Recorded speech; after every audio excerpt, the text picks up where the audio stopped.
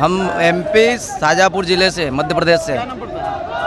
क्या नाम पड़ेगा? अर्जुन कसुमरिया, बीमा आर्मी, जिला महासचिव। कहाँ आए हैं? यहाँ दिल्ली में। अभी जो ये जातीय जनगणना को लेकर महारैली बुलाई गई है, इस पे क्या कहना चाहेंगे आप? हम इस पे ये कहना चाहें कि बिल्कुल इस देश में जातिगत जनगणना होनी चाहिए, क्योंकि ये पूरे बहुजन समाज की मांग है। जब तक जातिगत जनगणना नहीं होगी, सही से अधिकार नहीं मिल पाएंगे। जातिगत जनगणना इसलिए ज़रूरी है क्योंकि 50 रोटी 100 रोटी है देश में, 100 रोटी है और 15% कहाँ से हैं सर? हम एमपी शाजापुर जिले से, मध्य प्रदेश से। क्या नाम पड़ता है? अर्जुन कसुमरिया, बीमा आर्मी, जिला महासचिव। कहाँ आए हैं? यहाँ दिल्ली में। अभी जो ये जातीय जनगणना को लेकर महारैली बुलाई गई है, इस पे क्या कहना चाहेंगे आप? हम इस पे ये कहना चाहें कि बिल्कुल इस देश में जातिगत जनगणना होनी चाहिए, क्योंकि ये पूरे बहुजन समाज की मांग है। जब तक जातिगत जनगणना नहीं होगी, सही से अधिकार नहीं मिल पाएंगे। जातिगत जनगणना इसलिए ज़रूरी है क्योंकि 50 रोटी 100 रोटी है देश में, 100 रोटी है और 15% 75 रोटी खा रहा है और 85% को सिर्फ 15 रोटी नसीब हो रही है। इसलिए देश में जातिगत जनगणना बहुत ही ज़रूरी है। क्रीमी लेयर लगना चाहिए कि नहीं सर? क्रीमी लेयर नहीं लगना चाहिए, ये सिर्फ बांटने का विषय है। क्रीमी लेयर नहीं लगना चाहिए। जिन लोगों को बिना संघर्ष के EWS दिया गया है 10%, वो दे दे।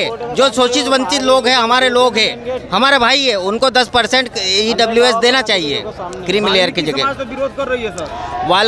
वाल्मीकि समाज विरोध नहीं कर रही है। वाल्मीकि समाज में बहुत सारे समझदार लोग हैं और वो हमारे साथ में है, कोई विरोध नहीं है। क्या कहना चाहेंगे? क्या नाम पड़ेगा सर आपका? कुलदीप चौहान। क्या कहना चाहेंगे जातीय जनगणना को लेकर? बोलिए सर, आप बोलिए। जातिगत जनगणना होनी चाहिए, बिल्कुल जैसी बात है। और रही बात वाल्मीकि समाज की, बोल रहे हैं वाल्मीकि समाज के लोग, कहीं सारे लोग भीम आर्मी आज़ाद समाज पार्टी में कंटिन्यू काम कर रहे हैं। और आज भी ये 11 सितंबर की रैली बुलाई गई बड़े भाई चंद्रशेखर आज़ाद जी अनुसार। यहाँ पर भी लाखों की संख्या में वाल्मीकि समाज पधारे हैं। वाल्मीकि समाज के लोग भी चंद्रशेखर भाई का विरोध कर रहे हैं। कुछ लोग हैं जो वो विरोध कर रहे हैं, उनको समझ नहीं है, उन्होंने संविधान नहीं पढ़ा, इसलिए विरोध कर रहे हैं। कल ही जंतर मंतर पे विरोध कर रहे थे, धरना दिए हुए थे वाल्मीकि समाज के लोग। वही तो बोल रहा हूँ, कुछ वनवादी व्यवस्था के लोग हैं जो बहुजन समाज को बांटने का काम कर रहे हैं, वही लोग विरोध कर रहे हैं। बाकी लोग विरोध नहीं कर रहे। बाकी लोग बड़े भाई चंद्रशेखर आज़ाद जी के हाथों को मजबूत करने में लगे हैं और उनके साथ है तन मन धन से। चंद्रशेखर भाई का आह्वान है कि सरकार को घुटने पर टेकने को मजबूर कर देंगे। क्या कहना चाहेंगे इस पे? वो चंद्रशेखर भाई का आह्वान है इसलिए क्योंकि सरकार जो गलत नीतियों से, मनुवादी व्यवस्था से जो बहुजन समाज और दलित समाज के हक अधिकारों को लूटने का काम कर रही है पीछे के दरवाजे से, और संविधान को मिटाने का काम कर रही है, इसलिए चंद्रशेखर भाई का आह्वान हुआ था। इसीलिए आज 11 सितंबर को इस दिल्ली में इंदिरा गांधी स्टेडियम में सभी भीम आर्मी आज़ाद समाज पार्टी ने और बहुजन समाज के लोग यहाँ बड़े भाई चंद्रशेखर आज़ाद हाथों को मजबूत करने के लिए पधारे। और हाँ, हम इस बीजेपी सरकार को आज शाम को दिखाएंगे। चलिए, क्या नाम पड़ेगा सर? इंद्रमोहन सत्येंद्र सिंह भारती, भीम आर्मी जिला संगठन सचिव, कानपुर देहात, यूपी कानपुर। क्या कहना चाहेंगे जातीय जनगणना को लेकर? जातीय जनगणना होना बहुत ज़रूरी है। और जो ये क्रिमिनल वर्गीकरण SC/ST आरक्षण को किया जा रहा है और आपस में SC/ST को लड़ाने का काम किया जा रहा है, वाल्मीकि समाज तो विरोध कर रही है सर। वाल्मीकि समाज के कुछ लोगों को बहलाया फुसलाया जा रहा है। जो लोग क्या नाम 11 तारीख थे। क्या नाम पड़ेगा सर?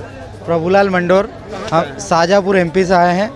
और हम जिस प्रकार से आरक्षण की बात जो लोगों ने छेड़ी है, हम उनको दिखाना चाहते हैं, उनको बताना चाहते हैं कि अनुसूचित जनजाति जो पिछड़ा वर्ग जो लोग हैं, हम अनुसूचित जाति जनजाति के लोग, हम ये मांग करते हैं कि जिस प्रकार से आप आरक्षण की बात करते हो, आप जाति की बात क्यों नहीं करते हो?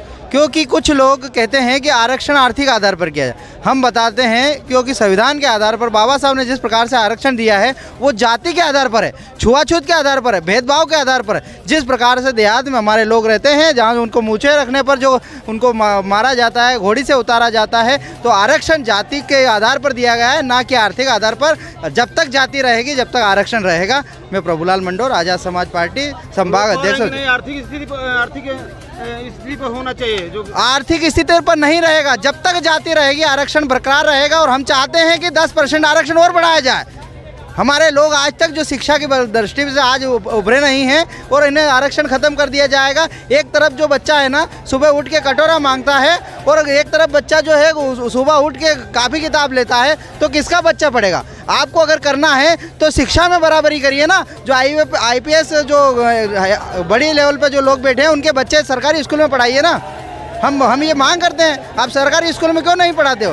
वर्ण जाति के बिना मांगे 10% आरक्षण मिल जा रहा है। देखिए, जो लोग षड्यंत्रकारी लोग हैं, जो बैठे हुए लोग हैं, वो वहाँ से षड्यंत्र करते हैं और नीचे से कुछ लोगों को बुलवाते हैं और वहाँ जाके फैसला करवा लेते हैं, क्योंकि उनके लोग बैठकर वहाँ से चुपचाप उनका फैसला कर देते हैं बिना आरक्षण। सीधा 10% आरक्षण जो है संवैधानिक खिलाफ है।